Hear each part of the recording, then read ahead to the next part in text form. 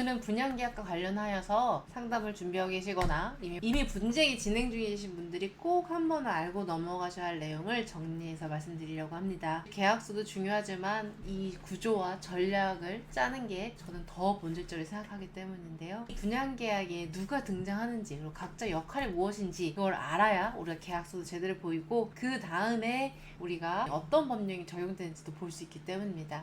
계약서보다 먼저 봐야 할 것들을 보는데 그 목차로는 분양계약이 특수한 이유, 당사자의 구조와 법령을 본다라고 봐주시면 됩니다. 분양계약이 왜 특수할까요? 분양계약이 일반 매매계약이 어디서부터 다른지 먼저 말씀드릴게요. 일반적인 매매계약은 이미 존재하는 물건, 즉 눈에 보이는 상태의 부동산이나 동산은 사고 파는 게죠. 근데 분양계약은 조금 다릅니다. 약간 비전을 파는 느낌이죠. 그래서 완공되면 이러이러한 형태의 부동산을 가질 수 있을 것입니다 라고 약속하고 브리핑하고 그 약속한 걸 믿고 우리가 계약을 하는 거죠. 그래서 이렇게 사실은 본인들도 몰라요. 아무것도 없는 상태에서 이제 불확실성이 크고 그러고 계약 금액도 대부분 크죠. 부동산이기 때문에. 그래서 이러한 유형이라 봐주시면 됩니다. 자, 우리 당사자 보면 보통은 매수인, 매도인 이렇게 딱 두 개가 있는데, 자 여기서 매도인이라고 할 수 있는 건 분양사 측이겠죠. 그래서 우리가 계약서를 보면 보통은 이제 세 사람의 등장인물이 나옵니다. 시행사, 신탁사, 시공사 이렇게 세 명이 있는데 각각 뭐를 한다고 볼 수 있을까요? 먼저 분양사업을 기획하고 총괄하는 쪽은 시행사라고 합니다.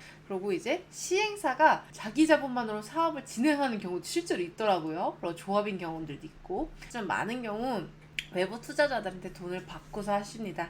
근데 이제 외부 투자자로부터 돈을 받는데 보통은 우리가 쩐주라고 합니다. 그래서 이 쩐주들로부터 자금 조달을 받아서 이제 사업을 진행하게 됩니다. 여기서 약간 쩐주들 입장에서는 자신들이 엄청난 금액을 투자했는데 이 투입한 금액이 분양사업 외에 용도로 쓰일까봐 좀 걱정이 되시겠죠? 그래서 관리를 해야 됩니다. 그 관리를 해주는 역할을 하는 곳이 바로 신탁사인 거죠. 신탁사는 쩐주들의 자금이 이제 시행사의 분양사업 목적에만 사용되도록 관리하는 역할을 하기 때문에 이제 시행사도 이 자금을 임의로 인출하기는 어려운 거죠. 신탁사 자기 돈이 아니라 쩐주의 돈이고, 그리고 이제 계약을 해지하고 환급을 받으셔야 하는 경우에도 신탁사의 확인 절차를 거쳐야 한다는 점, 그리고 이런 신탁사들도 임의로 판단해서 돌려주는 게 아니라 신탁법이나 이제 계약에 따라서 정한 절차대로 움직이는 구조라는 점을 이제 알고 계시면 이후에 계약 해지하거나 환급을 받으실 때에도 프로세스를 진행하실 수 있으실 겁니다. 근데 이제 세 명이 등장했죠. 쩐주, 그 다음에 사업 주체인 시행사, 그 다음에 그 쩐주의 돈을 관리해주는 신탁사, 이렇게 세 개의 주체가 있었는데, 그러면 실제 공사는 누가 할까요? 그래서 이 역할을 하는 주체가 시공사라고 합니다. 시공사는 이제 대형 건설사에서 시공을 맡는 경우도 있고, 경우에 따라서는 이제 약간 시행사랑 같은 이제 호실을 쓰시는 이제 건설사 분들이 하시기도 해요. 그래서 이 사업장은 어떤 구조로 돌아가냐에 따라서 되게 다른데, 생각보다는 이제 이 큰 시공사에서 하실 때는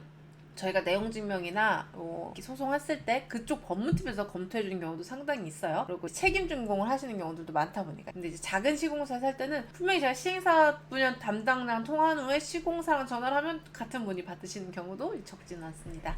그 다음에 이제 메인을 말씀드렸어요. 쩐주랑 신탁사, 그 다음에 시공사, 그리고 사업 주체인 시행사, 요분들이 이게 다 모아서 이제 파이낸싱을 한 다음에 이제 진행이 되는 거죠. 자, 그 다음에 이제 조금 더 들어가면 두 주체가 더 있어요. 바로 대행사랑 중도금 대출 은행입니다. 하나는 이제 영업을 해주시는 곳이에요. 영업 대행사죠. 그런데 많은 경우에 계약서에 이제 대행사 명시되지 않은 경우도 있고, 명시된 대행사가 아닌 곳에서 대행을 하는 경우도 있습니다. 그리고 계약서에 가끔씩 한 대행사뿐만 아니라 두 개, 세 개까지도 이제 올라가 있는 경우도 있더라고요. 이 계약에서 대행사의 설명이 잘못됐다라는 식으로 얘기를 하려면 또 입증의 책임에서 추가로 해야 될 필요들이 있죠. 그러면 이렇게 대행사가 또 있고, 또 하나가 자주 나오시는 분이 중도금 대출은행입니다. 중도금도 만만치가 않죠. 그런데 중도금도 대출을 받아 진행하는데, 대출 받는 사람은 누구예요? 바로 계약한 수분양자 명의 대출 계약이 체결이 됩니다. 이 대출금은 중도금으로 다 분양사업에 들어갔기 때문에 실제로 수분양자를 거치지 않고 바로 신탁사로 이체되어서 관리되는 구조가 일반적이고요. 나중에 요건 관련해가지고 수분양자분께서 잔금 대출을 받으실 때에는 그 잔금 대출과 함께 이 중도금 대출이 완납되고 남아있는 대출금 같은 경우는 이제 등기에 담보로 들어가서 저당권 잡히는 구조를 많이 진행이 되시죠.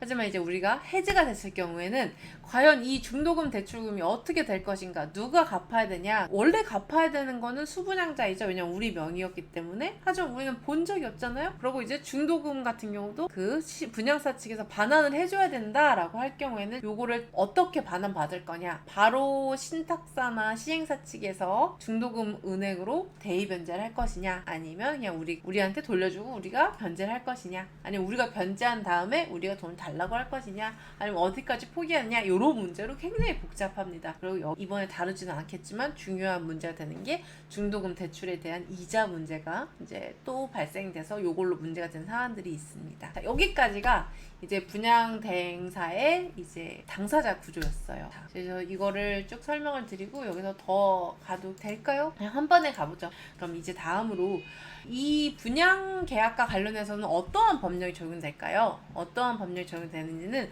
분양 목적물에 따라 다르고 계약의 단계에 따라서 다릅니다. 분양 목적물에 따라 다른 거는 이제 아파트나 공동주택법이 적용이 되는 경우가 대부분이고요. 상가나 오피스텔처럼 주택에 해당하지 않는 건축물은 건축물 분양에 관한 법률이 적용이 됩니다. 그 다음에 마지막으로 지식산업센터 같이 개별 특성이 강한 목적물의 경우에는 개별특별법이 만들어져서 위에 있는 다른 법들 적용되지 않고 특별법이 적용되는 경우가 있습니다. 그래서 요 어떤 법령이 적용되는지에 따라서 수분양자의 권리가 보호되는 범위 자체가 달라지기 때문에 이 부분도 꼭 체크를 해야 되는 부분입니다. 우리가 봤던 거는 당사자들의 구조, 그 다음에 법령이 분양 대상물에 따라 적용되는 구조를 봤고요. 이제 마지막 하나 보면 계약이 진행되는 시간 순서에 따라서 적용되는 법령이 좀 달라요. 초반에는 우리가 방문판매법이 적용이 되고 계약금까지 지급한 상태에서는 민법에서 해약금 해제 부분이 진행이 되고 이제 그 다음부터는 이제 하자 보수라든지 아니면 채무불이행, 입주지연이라든지 이제 요런 부분들이 문제가 됩니다. 그래서 실제로 이제 시간 단위에 따라서 적용되는 법령이 또 다르다라는 거를 이제 말씀을 드리고 이제 우리가 크게 이제 분양계약을 하기 위한 구조를 이제 말씀드렸습니다. 그래서 오늘은 우리가 얘기를 드렸던 게 당사자 구조, 그래서 시행사, 신탁사, 시공사, 대행사가 있다라는 말씀, 그 다음에 돈과 관련돼서는 예전주와 중도금 대출은행이 있다라는 걸 말씀드렸고요. 적용 법률은 분양 목적물에 따라서 주택법이 적용되는 경우가 있고 건축물 분양법이 적용되는 경우가 있고 특별법이 적용되는 경우가 있습니다. 그 다음에 그 사업 진행 단계별로 이제 적용되는 법령 그리고 법 조항이 이제 다르서 이런 것들이 구조적으로 같이 검토가 들어간다라는 말씀을 드리면서 이제 요번 이제 분양 계약에 관련된 얘기는 마무리 지으려고 해요. 그래서 참 딱딱하긴 하지만 우리가 계약서를 보고 그리고 분양 계약을 보고 우리가 해제를 하고 싶건 아니면 어떤 식으로 파고들 것 이렇게 분양 계약을 먼저 머릿속에 놓고 개념을 잡고 그 다음에 하나씩 보시는 게 우리 의뢰인분들이나 또 자기 자신의 권리 의무 부분에서도 되게 도움이 된다는 점 말씀드리면서 이번 영상을 마치도록 하겠습니다. 감사합니다.